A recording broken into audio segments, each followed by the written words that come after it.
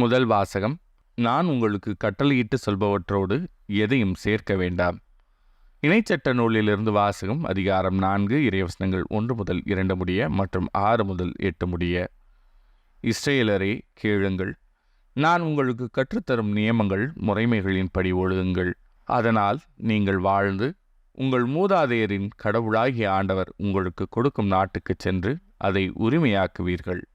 நான் உங்களுக்கு கட்டளையிட்டு சொல்பவற்றோடு எதையும் சேர்க்க வேண்டாம், அதிலிருந்து எதையும் நீக்கவும் வேண்டாம்.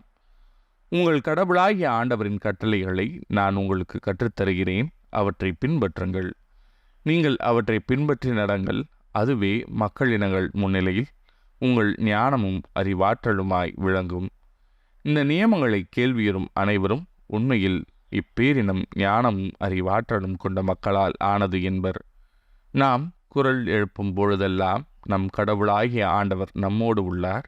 அவரை போல் மக்களுக்கு மிகவும் நெருங்கிய கடவுளை கொண்ட வேறு பேரினம் ஏதாகிலும் உண்டா? நான் இன்று நேர்மை மிகு சட்டங்களை உங்களுக்கு தந்துள்ளேன். இவற்றை போன்ற நியமங்களையும் முறைமைகளையும் கொண்ட வேறு பேரினம் ஏதாகிலும் உண்டா? இது ஆண்டவரின் அருள் வாக்கு. இறைவா, உமக்கு நன்றி.